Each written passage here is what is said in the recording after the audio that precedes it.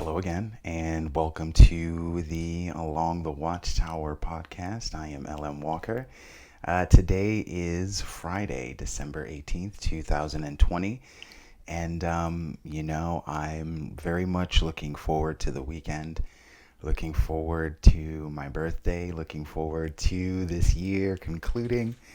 Um, I I'm going to continue to try and to do this and everything that I engage in a more efficient way, a more efficient manner, in a less destructive manner. I really am just reflecting on that sort of argument. I mean, it was an argument, but it wasn't because he was very calm.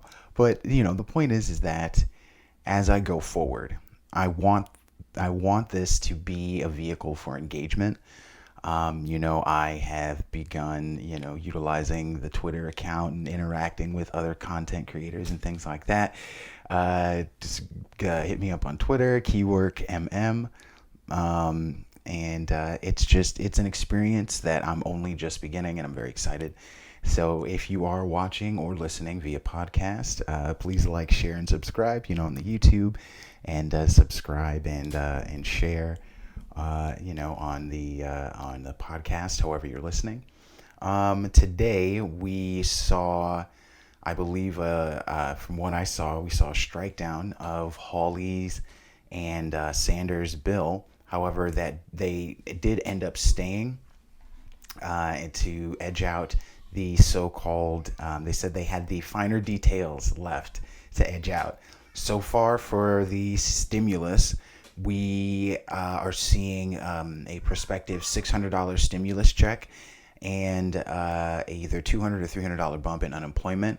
We're seeing assistance to schools and small businesses, a reamping of the PPP program, the Paycheck Protection Program, some support for vaccine distribution and things like that. Speaking of vaccinations, we have some news on Pfizer. And there apparently being millions of doses that are on storage right now in their warehouses. But this is happening meanwhile, at the same time, other states are not.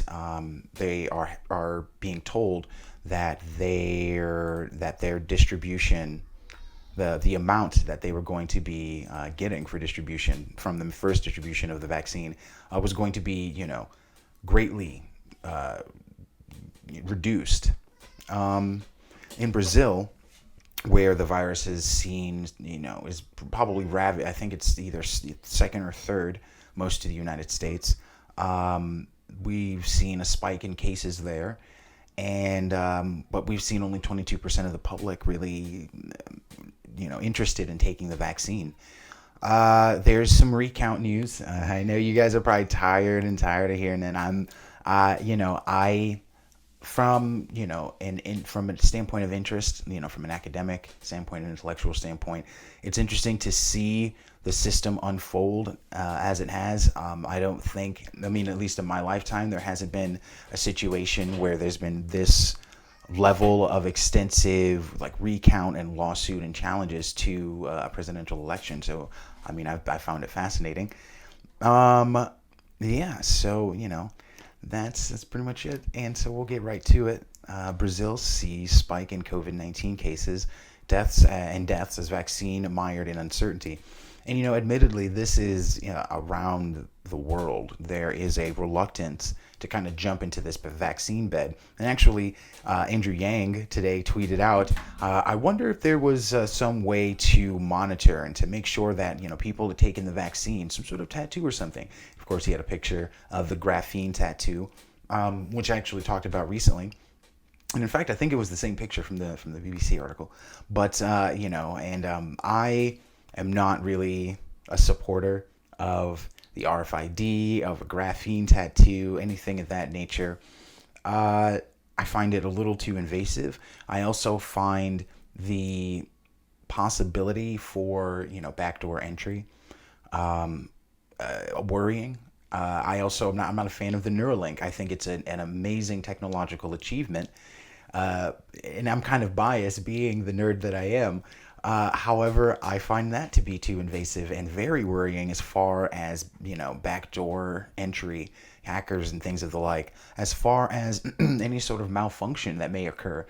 Somebody joked at the demonstration for it, what happens if you don't get an update? And, Elon Musk made some weird, introverted joke as he tends to do. And I didn't really answer the question. But, people are concerned. But let's read. Brazil recorded over 1,000 new COVID-19 deaths for the first time in over 3 months on Thursday, as the Supreme Court ruled that vaccinations could be required in South American country. I can't believe I forgot to mention that. We'll also be talking about that. This is going to lead into Brazil, the Supreme Court mandating they voted on it. I don't know if they're going to move forward with it, but they voted on the country being able to mandate vaccination.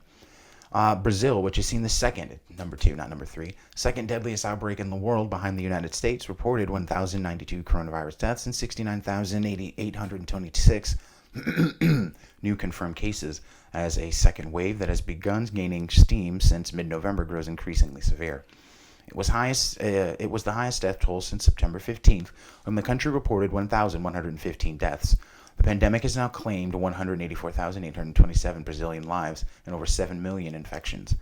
Appetite for widespread lockdown appears limited in Brazil, which has pockets of severe poverty.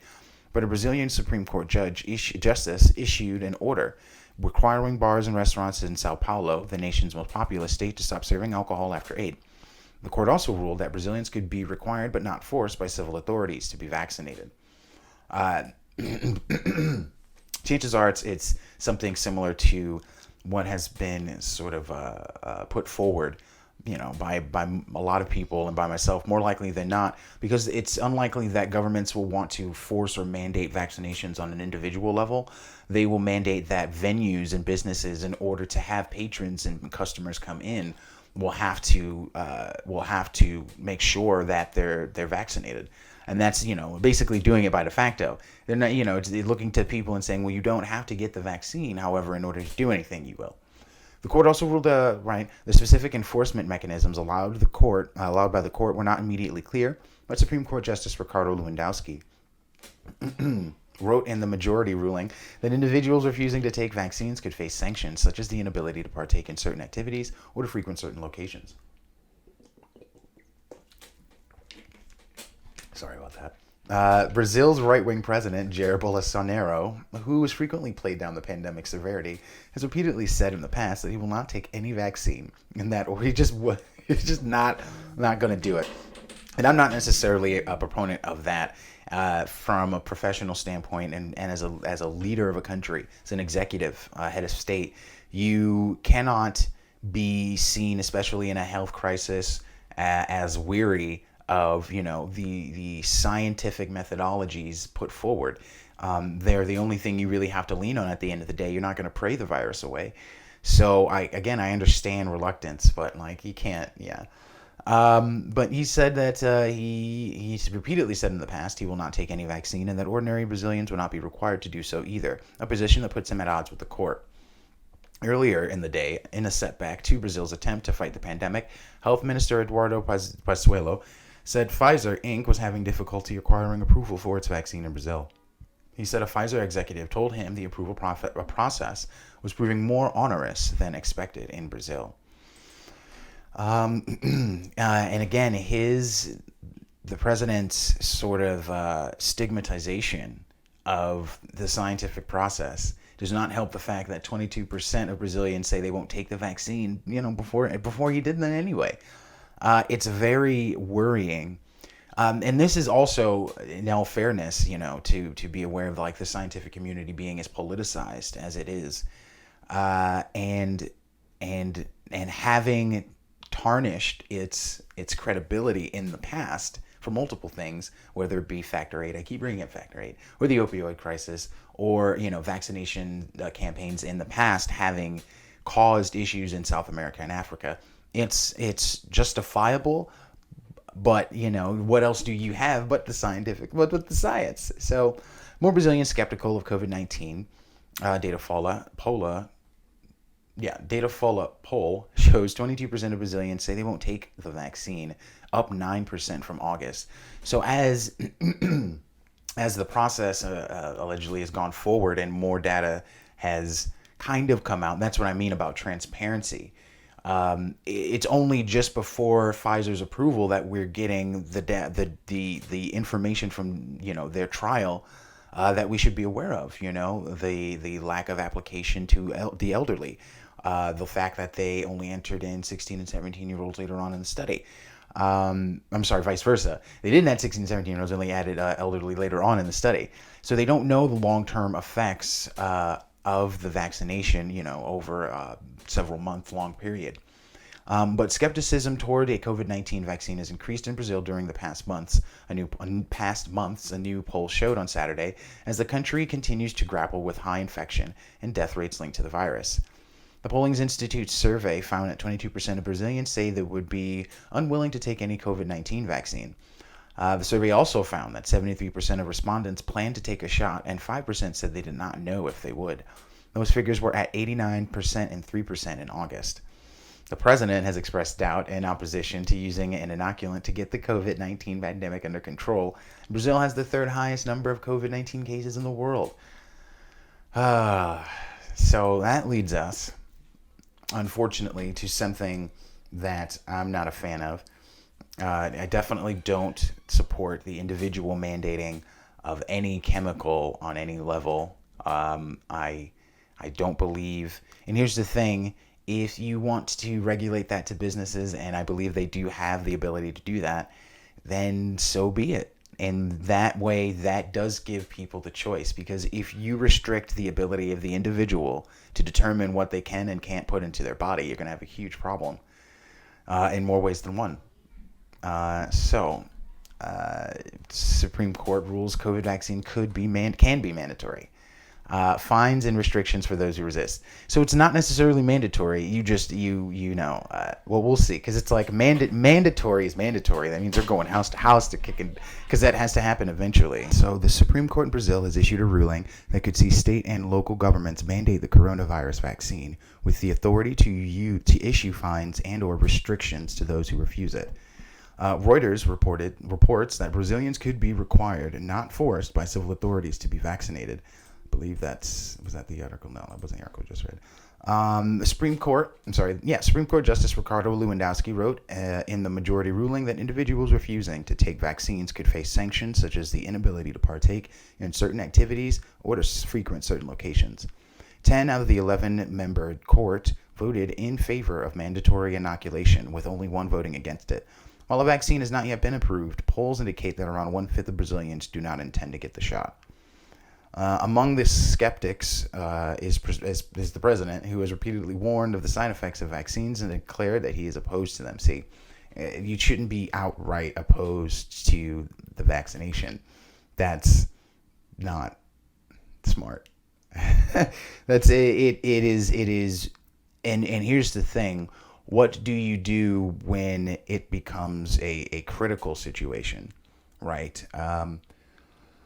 And here's the thing. The situation is already critical. In a way. Here's the thing. I don't want to be an alarmist, right? You have 182,000 something odd deaths out of 7 million infections, right? We have to consider everything. We have to consider, and here's the thing: you can't be dismissive of any option. And especially when letting the disease run rampant is a non-starter, you can't function in your society. Your society collapses or closes if you let it run rampant. It's amazing to me how the head of state of a government would openly do that, especially when they offer no alternative. Right? So if you don't believe in vaccines, what do you believe in? Nobody can force anybody to take the vaccine. We're dealing with lives. Where is our freedom? Sizable numbers of Brazilians have continued to protest against the prospect of mandatory vaccines, with Bolsonaro vowing to not buy any coronavirus vaccine. Wow, that's far too far. That's dangerous. In contrast with the federal health ministry announcing that it intends to secure 46 million doses. That is hyper partisan and very dangerous and unfortunate. Especially when things run as rampant as they do. I wonder what their critical admission rate is.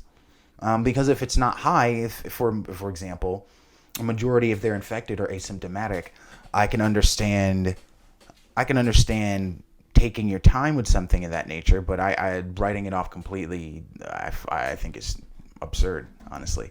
Uh, but the problem is that the government reaction to the crisis has caused more. There was an article I was reading the other day about civil liberties, the erosion of civil liberties across the world due to the corona crisis, due to the pandemic. And it was an interesting article, and I probably should have covered it. I feel like I have, but no, I probably will tomorrow or on Monday. And it's an unfortunate thing between civil liberty and security, right? Those who give up liberty for security deserve neither, I believe is the quote. And so what we see now, UK Home Secretary encourages neighbors to snitch on each other for breaking COVID rules. I've seen video of cops jumping into hotel pools where it was a couple in the pool, and the cop jumps into the pool to arrest them, and grabs the wife first, and it's really something to see the level of lemming-like behavior, right? The lack of discretion used on an individual level to determine whether or not something that someone is doing that is out of sync, right, is dangerous. Just because it is not consistent does not mean that it is a crisis or it is a danger to you. If you're outside, you are safe as long as you keep your distance. Closing the distance to yell at somebody and following them and hounding and harassing them not only is a poor response, but is actually creating more danger than is necessary. UK Home Secretary Priti Patel has encouraged neighbors to snitch on each other to police if they see others violating COVID rules over the Christmas period. I love the wording. Oh, it's Paul Joseph Watson. Okay. I love the wording here by Tyler Durden. Any individual that saw any laws being broken would take that upon themselves, she told BBC Breakfast. If I saw somebody flouting coronavirus regulations in the law, of course, I would look into inform the police about that. She went on to add that both individuals and groups of people would continue to be targeted by police. The police will continue to enforce against individuals, egregious breaches that effectively risk spreading the virus. Nothing has changed on that, and it's absolutely right that the police continue to do that. What determines what's an egregious breach, I wonder? This is not the first time British citizens have been encouraged to spy on each other's behavior and grass up wrongdoers to authorities. Well, see something, say something has been around since 9/11. That's been a thing in the first world for decades now, right? See something, say something. And you saw lots of cases of people just having Homeland Security called on them for, being Muslim, right? Having a woman having a hijab. And so, and also you also saw erroneous calls. So people utilizing see something, say something as a revenge tactic, a way to harass or harangue people that they didn't like. Yeah, and of course the Stasi, right? The Politburo. So right, Policing Minister Kit Malthouse said anyone who saw behavior they believed to be in violation of the rules should contact the police, leading to charges that Malthouse was inciting Stasi-like behavior. Right, under the Soviet Union, right? You had the Politburo, which was the political party, which is only one of the Soviet Union, and they had the Stasi, which were like the secret police, and they would order neighbors to spy on each other, and you would get ratted out to the secret police for having seditious material or saying something disrespectful about the Communist Party, the Communist government. And so, as we previously highlighted, a veteran in Wales was hit with a €1,000 fine after playing football with his own sons in the park, presumably after having been reported to authorities by an onlooker. While Patel continues to insist that citizens should follow the rules and report those who don't, a member of her own party, MP Tobias Ellwood, was forced to apologize after attending a Christmas party in London for 27 guests. And we see this sort of hypocrisy. I talk about it, it seems like every other day, right? The other day was the lady who went to the wine bar. Before it was Nancy Pelosi. First, it was Nancy Pelosi and the hairstylist. And I actually found out she blamed the hairstylist when she was pressed by the media about it. She said that the hairstylist and the salon in general should have known better. Isn't that wonderful? When they are pushed up against a wall and supposed to, and they're being held accountable, they literally turn on their own constituents. That's fun. That's super fun. Elwood attended the event a day after saying people meeting over Christmas could be dangerous and a cause of the third wave of the virus. Why are we not surprised? So Moderna, there's AstraZeneca. There's always the five, and I always forget two of the five. There's AstraZeneca, Moderna, and Pfizer. And I want to say at least one of the two I keep forgetting is Johnson and Johnson. But if that's the case, then two out of the five that we're supposed to get a vaccine from just paid out of that $21.8 billion lawsuit. They filed out of court, taking responsibility for the opioid crisis. I read yesterday about one of the companies, one of the families of the companies that owns it, Purdue. Purdue's part of that lawsuit. And it's just, the whole thing's laughable. You would think that they would, I don't know, be incarcerated. But I digress. The FDA approved Moderna's COVID-19 vaccine on emergency basis. The FDA is working to approve Moderna's coronavirus vaccine, its commissioner says. The FDA informed Moderna that it will rapidly work towards the finalization and issuance of emergency use authorization, EUA, for its COVID-19 vaccine candidate. Chief Commissioner Stephen Hahn said late on Thursday local time. The EUA is expected as early as late Thursday or Friday, providing another ray of hope to the United States. Well, I don't believe that happens today. This was yesterday. I don't believe that happened today. Providing another ray of hope, which has lost more, in the United States, which has lost more than 300,000 lives to COVID-19. A record number of patients threatened to overwhelm U.S. hospitals and healthcare workers. Early on Thursday, a panel of outside advisors to the U.S. FDA overwhelmingly endorsed emergency use of Moderna's coronavirus vaccine, virtually assuring a second option for protecting against COVID-19 for a pandemic-ravaged nation. Moderna's vaccine, we talked about this yesterday, is more stable. It needs to be in -4, and after being thawed out, it can last for 30 days. Unlike Pfizer's, which needs, -40 or something like that, and can only last a week. And so, their give and takes. We'll need all the vaccine that we can take. It's a good news. It's a good news. Millions of coronavirus vaccines are sitting in a warehouse, right? And this is what I said at the top of the show. Despite Pfizer's issues, they got their approval, and we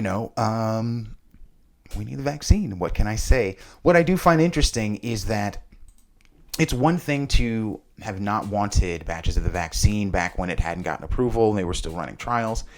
And it seemed like other companies were going to be ahead first. That's one thing. But now we've seen recently the diminishing of the number of vaccines that states are supposed to be receiving. So in light of that, this is very worrying. It's very unfortunate and very frustrating. Pfizer issued a statement late Thursday saying the company is not having issues in production or distribution. Pfizer had reported some production issues with the vaccine. U.S. Secretary of Health and Human Services Alex Azar said on Wednesday, though. Pfizer is not having any production issues with our COVID-19 vaccine, and no shipments containing the vaccine are on hold or delayed. This week, we successfully shipped all 2.9 million doses that were asked for by the U.S. government to the location specified by them. We have millions more doses sitting in our warehouse, but as of now, we have not received any shipment instructions for additional doses. Several states say they've been told to expect far fewer doses of the Pfizer-BioNTech COVID-19 vaccine in its second week of distribution. In recent days, governors and health leaders in more than a dozen states have said the federal government has told them that next week's shipment of the Pfizer-BioNTech vaccine will be less than originally projected. Little explanation was offered, leaving many state officials perplexed. This is disruptive and frustrating. Washington Governor Jay Inslee, a Democrat, wrote on Twitter Thursday, after learning from the Centers for Disease Control and Prevention that the state's allocation would be cut by 40%. We need accurate, predictable numbers to plan and ensure on-the-ground success.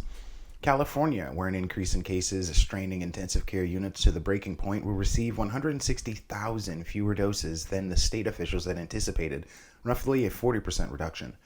California hospitals began vaccinations this week from the first Pfizer shipment of 327,000 doses and had expected even more to arrive next week.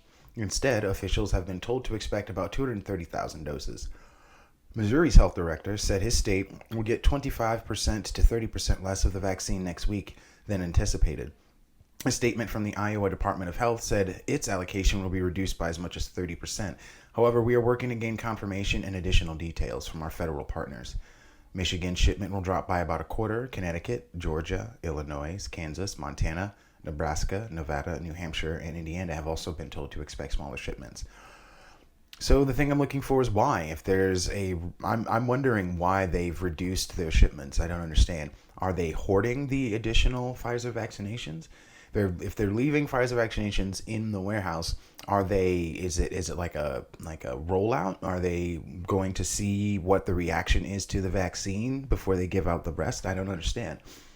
We have continuously shared with Operation Warp Speed and the Pfizer as said they continue to work with Operation Warp Speed and the Department of Health and Human Services through weekly meetings in every aspect of our production and distribution capabilities. They visited the facilities, walked the production line, etc. Two Trump officials who spoke on condition of anonymity told the AP to discuss internal planning said states will receive their full allocations, but misunderstandings about vaccine supply and changes to the delivery schedule may be creating confusion. One official said the initial numbers of available doses that were provided to states were projections based on information from the manufacturers, not fixed allocations. I see. So the numbers they gave the states were based on the numbers that they were given by Pfizer. Some state officials may have misunderstood that. Pfizer said it remains confident it can deliver up to 50 million doses globally this year and up to 1.3 billion doses in 2021. Yeah. So, that makes sense. The initial projections for deaths was 200,000, if you recall.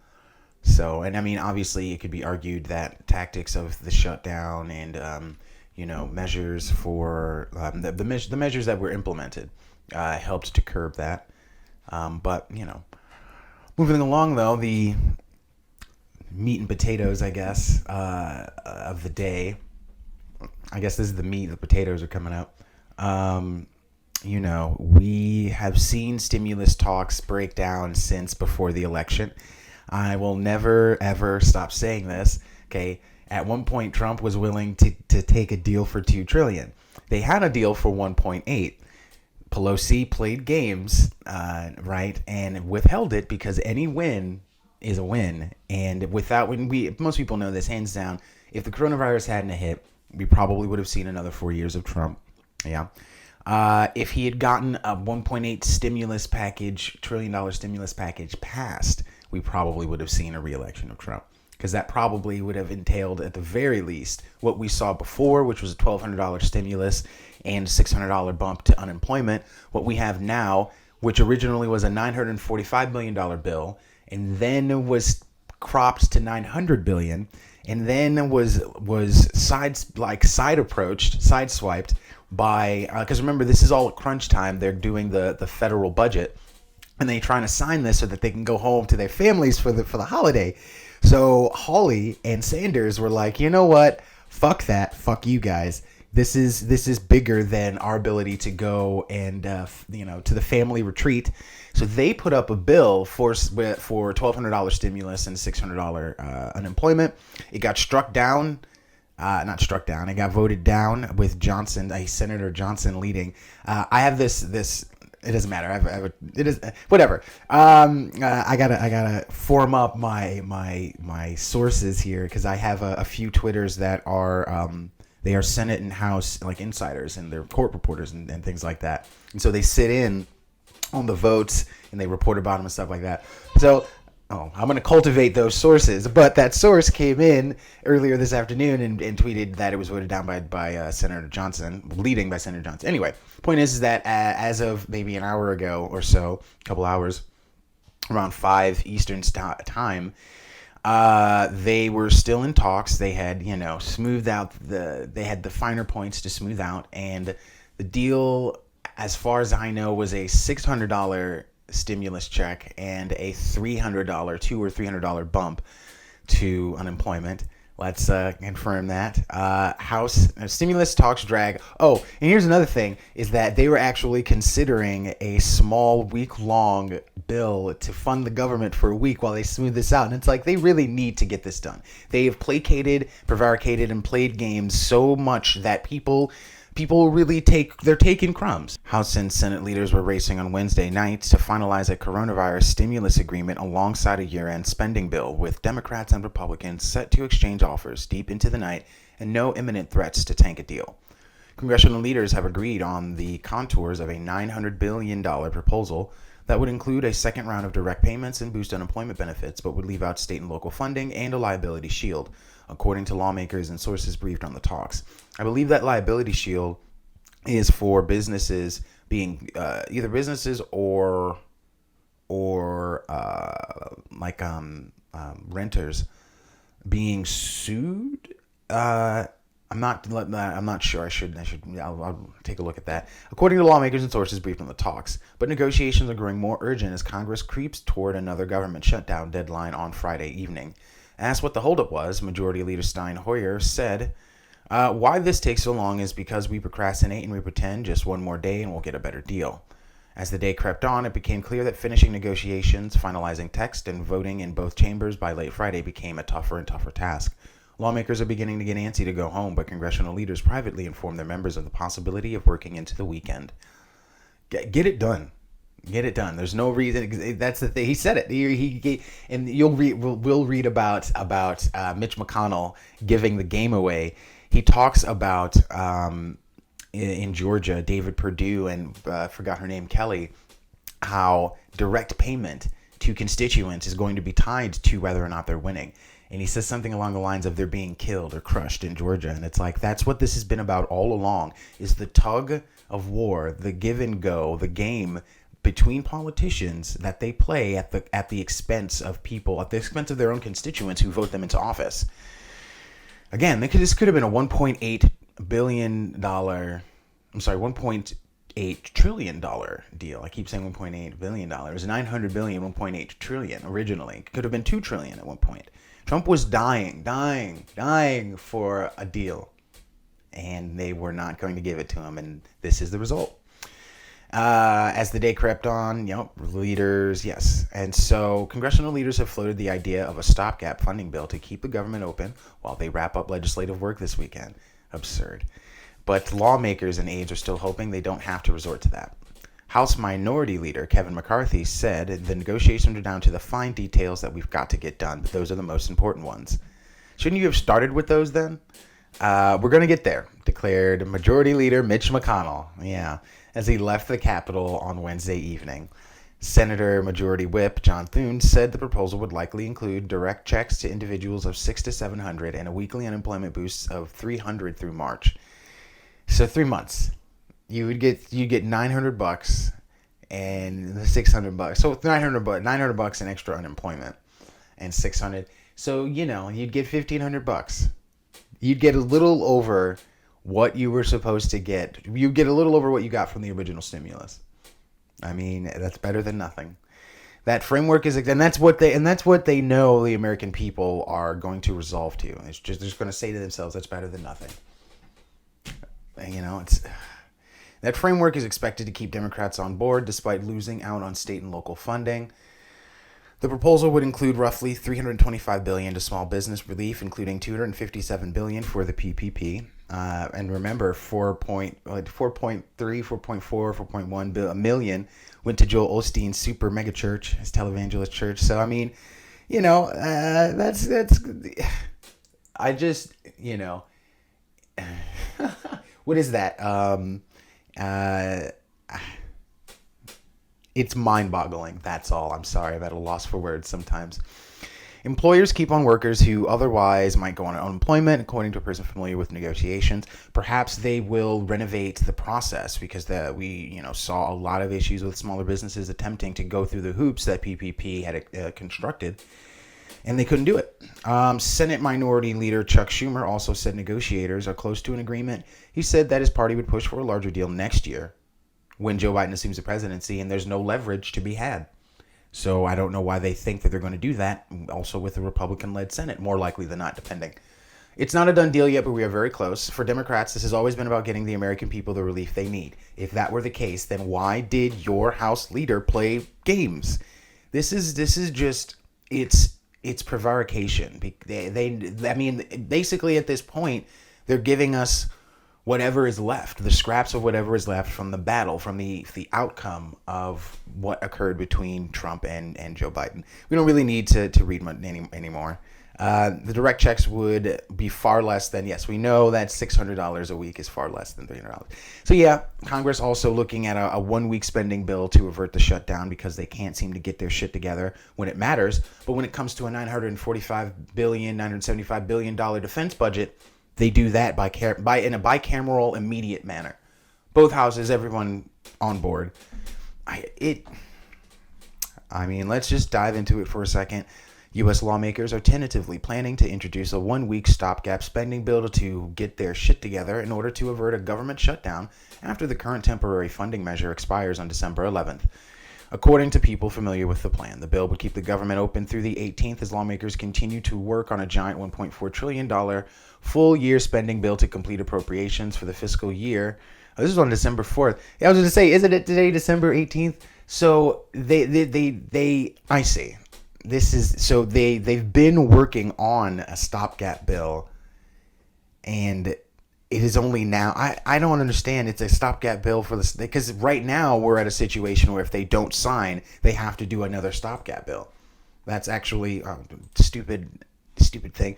But congressional leaders eye stopgap measure with hours before lapse in government funding. So this is on the 18th. I didn't even notice this was on the 4th. So this is the second time that they visited this. I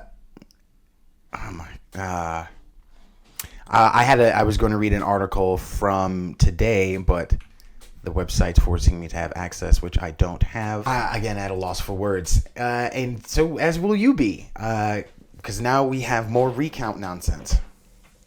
Georgia announces signature matching review for presidential ballots, election ballots. So Georgia's going into their runoff elections January 5th, and beforehand what they're going to do to ensure confidence within the system. They're going to have a sort of like an audit of sorts with the university. What is it? The University of Georgia? Yeah, University of Georgia. They're going to do signature matching to ensure the integrity of the voter system. After three, not one, not two, but three recounts, Georgia certified the 2020 presidential election. But on Thursday, Georgia's Secretary of State Brad Raffensperger announced a statewide move to match signatures to their absentee ballots in all 159 counties. The announcement comes just weeks before two Georgia Senate runoff elections on January 5th will determine which party controls the Senate. Raffensperger announced that the signature matching will be done in partnership with the University of Georgia. The study will review a random sample of signatures for mail-in ballots that were cast in the presidential election. We are confident that elections in Georgia are secure, reliable, and effective, he says. Despite endless lawsuits and wild allegations from Washington, D.C. pundits, we have seen no actual evidence of widespread voter fraud, though we are investigating all credible reports. Nonetheless, we look forward to working with the University of Georgia on the signature match review to further instill confidence in Georgia's voting system. Now, what's interesting, and I hate the wording in this article, but what's interesting is that they say that in Georgia. And in general, Michigan State, the Michigan Secretary of State has also said that, as well as the governor. Most secure election in history. The whole problem is that if you need to say that, then more likely than not, there is at least one or two issues. At the very least, we know that there are accountability issues for counties using the Dominion voting system and their inability to look up their logs. Their logs are gone.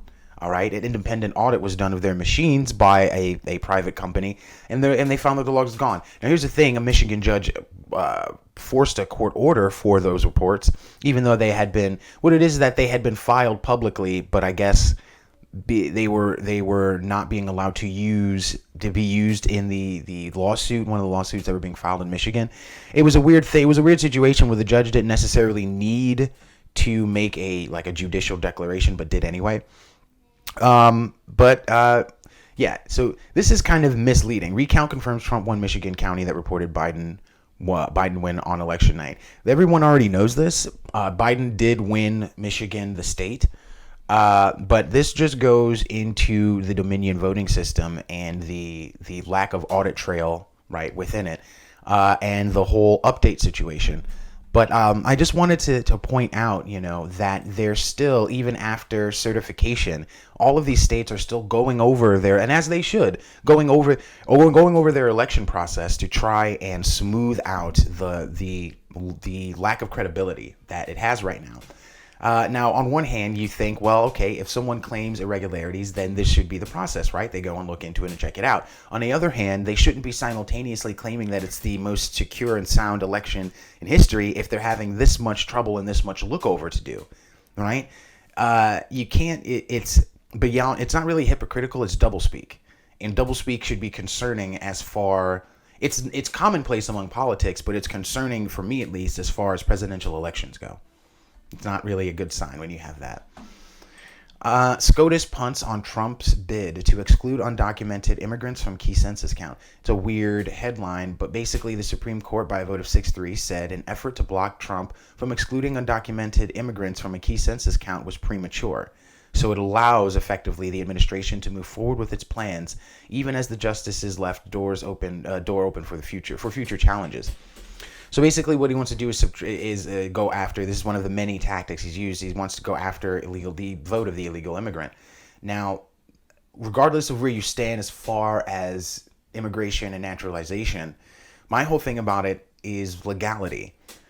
Are you arguing that the legality of their vote does not matter? Or are you arguing that we should maybe amend or have some sort of referendum on their ability to vote, which I think are two different arguments? Because if the argument is that illegal votes should not count, okay, well, what determines a legal vote? Well, if a person who's not a citizen can't vote and votes, is that not an illegal vote, and should that not be counted? If your stance is that illegal votes should not count, that's really my whole thing for other people. As far as I personally stand, my whole thing about it is, if you have been in this country for decades and you have family here, you've established a life here, like you're an American.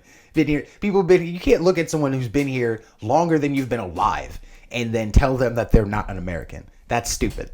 You're dumb. You're dumb for that. However, you do have situations of people who are here like 6 months and voted. And I don't necessarily think that, because you don't want to discount an opinion, but I don't necessarily think that the validity of their vote is really there. Honestly, you don't. How can you understand the internal conflicts? I don't want to use the word conflicts, but the internal issues of this country. You only been here 6 months. I think you should just take your time and get used to the madness before you decide that something you've seen. It's like children.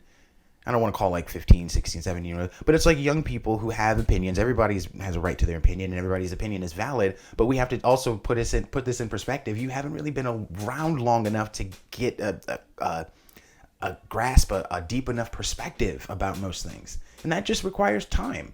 It's not any personal thing. It's just time. But by subtracting millions of immigrants from the census total, Trump hopes to shape the appropriate apportionment. Of congressional seats, the allocation of billions in federal funds, and the contours of the nation's electoral map for at least the next decade. If he succeeds, it would be the first time in 230 years that the process would exclude large swaths of people inside the U.S.